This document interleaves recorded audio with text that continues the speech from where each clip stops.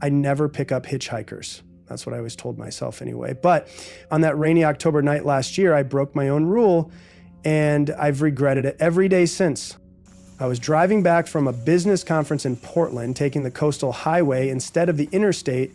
The rain had been coming down in sheets for hours. My windshield wipers could barely keep up, and I was exhausted after 3 days of networking and fake smiles. Around 11 p.m., I spotted him on the side of the road, a tall figure in a dark raincoat, thumb extended. I probably wouldn't have stopped, except my headlights illuminated his face for just a moment. He looked so normal, clean shaven, maybe mid-30s, wearing glasses. He reminded me of my younger brother. I pulled over without really thinking it through. The stranger hurried to my passenger door and I unlocked it, immediately regretting my decision as cold air and rain spilled into my warm car. He thanked me profusely. His voice, soft and articulate, said his name was Daniel and his car had broken down a few miles back. Cell service was non-existent on this stretch of highway. He needed to get to the next town to call for a tow. I nodded, introduced myself as Mark, and pulled back onto the empty highway. The rhythmic sound of the wipers filled the silence between us. Daniel didn't talk much at first, just stared out the windshield, occasionally glancing at the side mirror. I asked where he was headed, and he said he was visiting family in Astoria, something about a reunion. His voice sounded rehearsed, like he'd practiced the answer. After 20 minutes of scattered small talk, I noticed something odd. His clothes weren't wet, not even damp. For someone who had supposedly been standing in the pouring rain, his raincoat looked completely dry. I gripped the steering wheel tighter, trying to focus on the road instead of the growing knot in my stomach. About an hour into the drive, Daniel started to change. It was subtle at first, the way he sat a little straighter, how his hands went from resting on his knees to flat on his thighs. His breathing became deeper, more deliberate.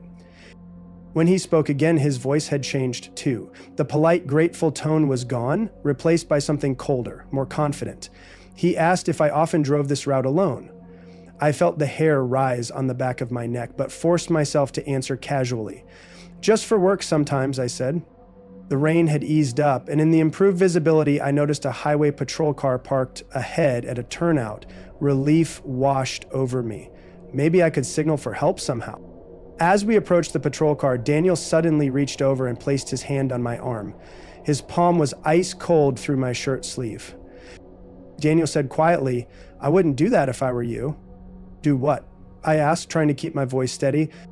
"Try to get that officer's attention," Daniel replied. He leaned closer, his glasses reflecting my dashboard lights. "You see, Mark, I've been watching you for a while now, long before tonight." My blood ran cold. I kept my eyes fixed on the road as we passed the highway patrol car. Daniel's hand remained on my arm, his grip tightening slightly.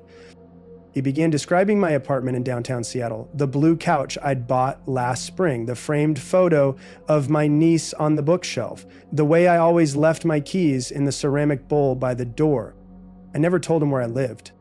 Daniel reached into his coat pocket and pulled out something small. In the dim light of the dashboard, I saw it was a key, my spare key, the one I kept hidden above my doorframe. "I have a collection," he said, his voice eerily calm, "from all the people who've given me rides over the years. Some willingly, some less so." I thought about the mace in my glove compartment, wondering if I could reach it before he could stop me. The highway stretched empty before us, dark trees on either side. The next town was still 20 miles away. When I saw the gas station ahead, its fluorescent lights cutting through the darkness, I made a decision. I didn't signal, just abruptly swerved into the exit lane.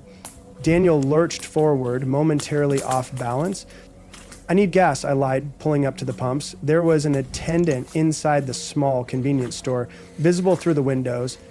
Daniel's eyes narrowed slightly. His calm demeanor cracked for just a moment. He said, "I'll wait here." I got out, closed the door, and walked toward the store, fighting the urge to run. My legs felt wooden, my heart pounding in my ears. Once inside, I locked eyes with the attendant, a middle-aged man with a concerned expression, and mouthed, "Help me," as I approached the counter. What followed was a blur. The attendant called the police. 2 officers arrived within minutes. They approached my car cautiously, but when they opened the passenger door, the seat was empty. Daniel was gone. The officers searched the area but found nothing. They asked me questions I couldn't answer. What was his last name? Where exactly did I pick him up? Did he threaten me directly? All I had was a first name and a description that could match thousands of men. I spent that night in a motel room, afraid to continue driving. The next day, escorted by police, I returned to Seattle. I changed my locks the same day, installed security cameras, started seeing a therapist. 3 weeks later, a small package arrived at my office. No return address. Inside was my spare key, the one Daniel had shown me, along with a handwritten note. "Thanks for the ride, Mark. See you again sometime." I moved out of my apartment that weekend, changed jobs a month later. I even go by my middle name now. But sometimes on rainy nights when I'm driving alone, I check my rearview mirror and swear I see him on the side of the road, just standing there, watching, waiting for another ride. I never pick up hitchhikers. Now you know why.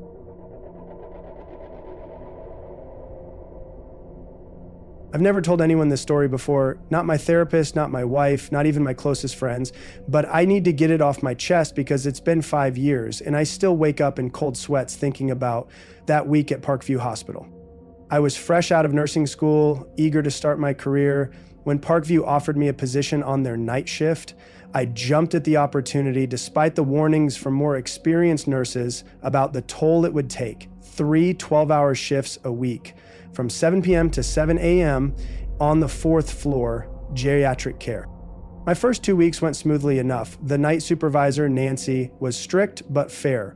The other nurses were friendly, if a bit distant, and most of our patients were asleep through the night, only needing occasional checks and medication.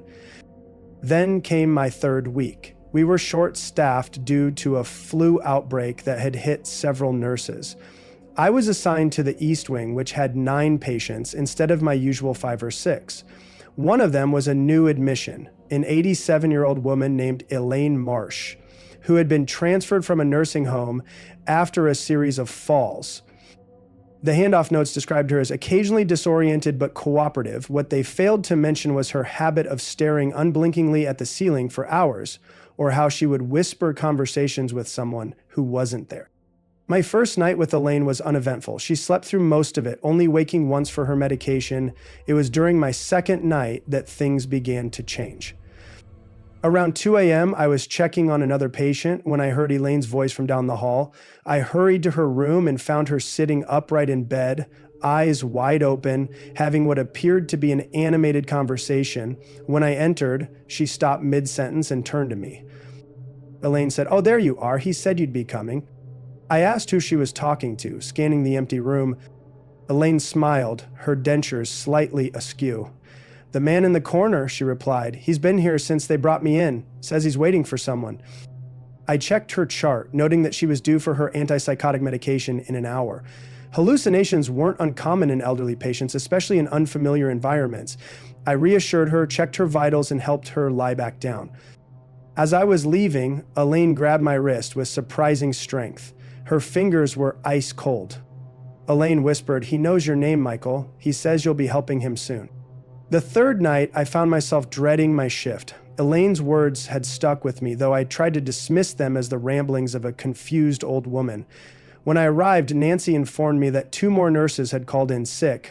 I would be handling the entire East Wing alone, with Nancy covering the West. My first rounds were normal. Elaine was asleep when I checked on her around 9 p.m. Most of the night passed quietly, too quietly. The usual sounds of the hospital, distant conversations, the squeaking of shoes on linoleum, the occasional PA announcement seemed muffled as if the 4th floor existed in its own bubble. Around 3 a.m., I was at the nurse's station updating charts when the lights flickered. Once, twice, then steady again. The computer I was using suddenly shut down. When I tried to reboot it, the screen remained black. I called maintenance, but no one answered. I tried calling Nancy in the West Wing, but the phone line was dead. Deciding to check on her in person, I walked down the long corridor that connected the 2 wings. Halfway there, I noticed how cold it had become. I could see my breath forming small clouds in front of me. The emergency lights cast long shadows on the walls. When I reached the West Wing, I found it deserted. Nancy's half-finished cup of coffee sat on the desk, still warm. Her charts were open, pen lying across them as if she just stepped away. I called her name, checked the nearby rooms, but found no sign of her or anyone else. An uneasy feeling settled in my stomach as I made my way back to the East Wing. When I returned to my station, all the monitors were on, their screens displaying nothing but static, and there was a smell in the air, like wet soil and something metallic. Blood, maybe, or copper. As I stood there trying to make sense of what was happening, I heard Elaine's voice over the intercom a system patients had no access to. Elaine's voice crackled through the speaker. "Michael, he's ready for you now. Room 418. Room 418 was at the end of the hall. It had been empty since I started working at Parkview. Management said it was being renovated, but I'd never seen any construction workers or equipment. Against my better judgment, I walked toward it, my footsteps echoing in the empty corridor. The door to 418 was slightly ajar, a thin strip of pale blue light spilling out into the hallway. I pushed it open. The room was cold, freezing actually, and completely empty except for a hospital bed in the center. No monitors, no equipment, no personal belongings, just white walls, white floors, and that strange blue light that seemed to come from nowhere and everywhere at once. And seated on the edge of the bed was a man in a patient gown. He was thin, almost skeletal, with wispy white hair and skin so pale it was nearly translucent. When he looked up at me, I felt a jolt of recognition, though I was certain I'd never seen him before. The man smiled, revealing teeth that were too white, too perfect. The man said, "Michael, finally, do you know how long I've been waiting for someone who could see me?" I couldn't speak, couldn't move. It felt like my feet were fused to the floor. He stood up slowly, his movements jerky and unnatural, like someone learning to use their body for the first time. He told me he had been a patient at Parkview decades ago, that something had gone wrong during a routine procedure, that the hospital had covered it up. And then he said the names: Nancy, Dr. Keller, Nurse Rodriguez, all the staff members who had called in sick over the past week. He described in horrific detail what had happened to each of them when they entered room 418. I don't remember running, don't remember screaming. My next clear memory is of the security guard finding me huddled in the stairwell at 5:30 a.m., hyperventilating and incoherent. I quit that day, never went back to collect my things. When the hospital called to ask about my sudden departure, I hung up. When they sent my final paycheck, I burned it unopened. For months, I was too afraid to seek another nursing position. I told everyone it was burnout, that night shift had been too difficult. Eventually, I found a day job at a clinic across town, and life slowly returned to normal. Then last week, I received a letter, no return address, just my name and home address typed neatly on the envelope. Inside was a single sheet of paper with one sentence: "Room 418 is waiting for your return, Michael." I checked the news that night. Parkview Hospital was closing its 4th floor for renovations. Temporary staff reductions, patients being transferred. I've already put in my 2 weeks notice at the clinic. My wife thinks we're moving to be closer to her parents, and I haven't corrected her. By this time next month, we'll be 2,000 miles away. But sometimes when I close my eyes, I can still see that blue light spilling under the door. And I wonder if distance will be enough to keep me safe from whoever is waiting in room 418. This happened last spring, though it feels like a lifetime ago. I'm a house cleaner, nothing glamorous, but it pays the bills. I specialize in deep cleans for properties that are being sold or have been recently purchased.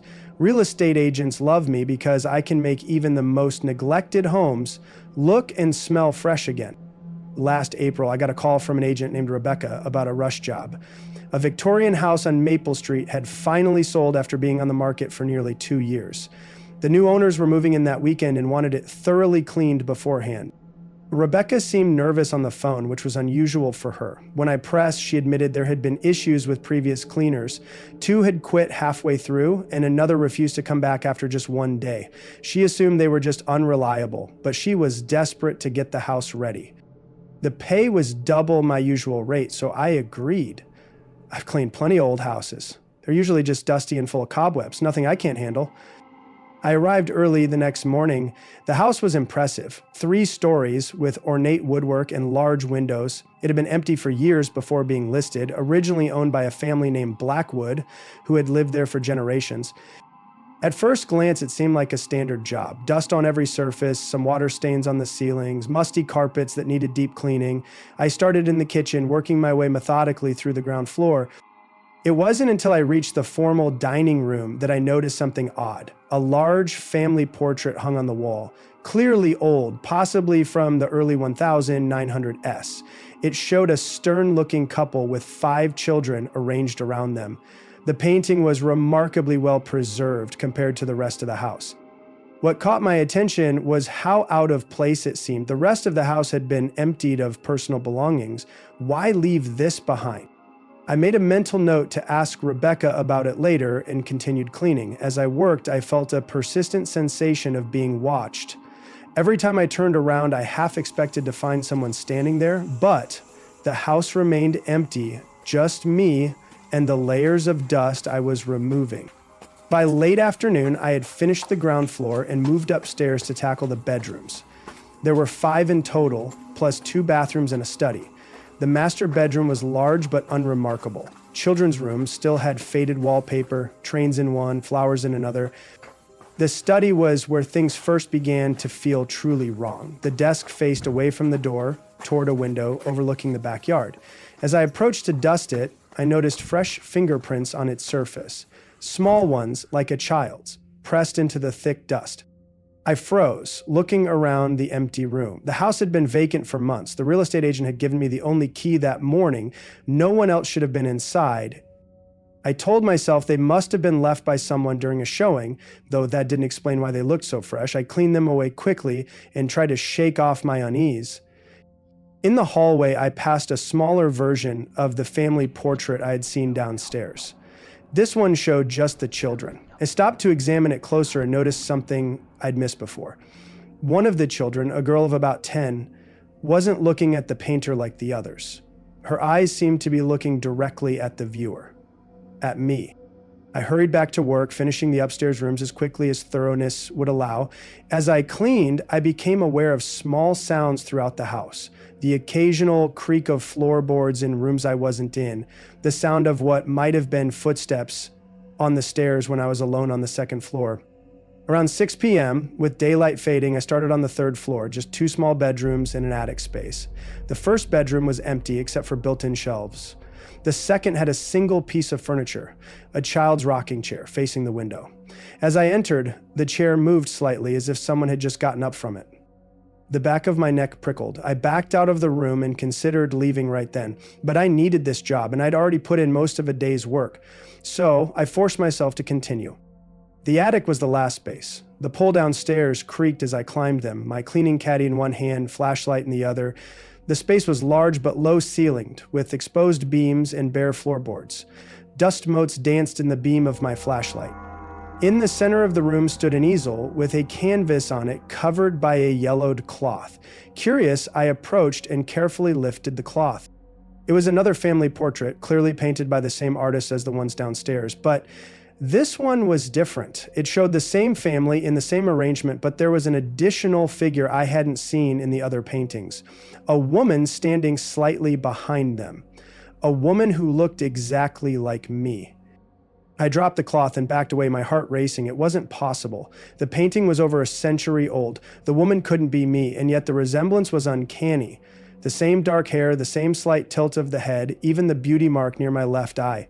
As I stumbled back toward the attic stairs, my flashlight beam passed over the far corner of the room. There, arranged in a semicircle, were 5 child-sized rocking chairs, all facing the center of the room, all gently rocking as if recently vacated. I ran down the attic stairs, through the 2nd floor, taking the main staircase 2 steps at a time. I needed to get out, get to my car, call Rebecca, and tell her I couldn't finish the job. But when I reached the front hall, I stopped dead. The large family portrait that had hung in the dining room was now on the entrance wall, directly facing the front door, and it had changed. Now, the woman who looked like me was in the painting, standing with the family, and the father had his hand on her shoulder, his fingers digging visibly into her flesh, his expression one of grim satisfaction. I fumbled with the front door, my hands shaking so badly I could barely grip the knob. When it finally opened, I burst out onto the porch, gulping the fresh air. From behind me, inside the house, came the sound of children's laughter, and then a man's voice, deep and commanding, "Come back inside. We're not finished yet." I left everything, my cleaning supplies, my phone, even my coat. I drove straight home and called Rebecca from my landline, telling her I'd gotten sick and had to leave. I asked her to get someone else to retrieve my things. She sounded confused, but agreed. 3 days later, a package arrived at my apartment. No postage, no return address. Inside were my cleaning supplies and phone. And a note in elegant, old-fashioned handwriting. "The children miss you. The portrait is still unfinished." A week after that, I was grocery shopping when I passed the local newspaper stand. The headline caught my eye. "Historic Blackwood House burns to ground. Arson suspected." The article mentioned that the fire had started in the attic, that the only things salvaged were 3 family portraits now in possession of the Historical Society, that the original Blackwood family had been known for their collection of artwork, including portraits of household staff painted by the eldest son. It also mentioned that over the years, 5 housekeepers had disappeared while working at the residence. The cases had never been solved. I moved 2 months later to another state. I don't clean houses anymore. And I've taken down every painting in my new apartment. I can't stand the thought of eyes watching me from behind the canvas. Sometimes, though, I dream of that attic, of the 5 empty rocking chairs now filled, of the family waiting patiently for their portrait to be completed. And I wake up with the sensation of fingers digging into my shoulder, trying to pull me back to a family that has been waiting a very long time for someone who looks just like me.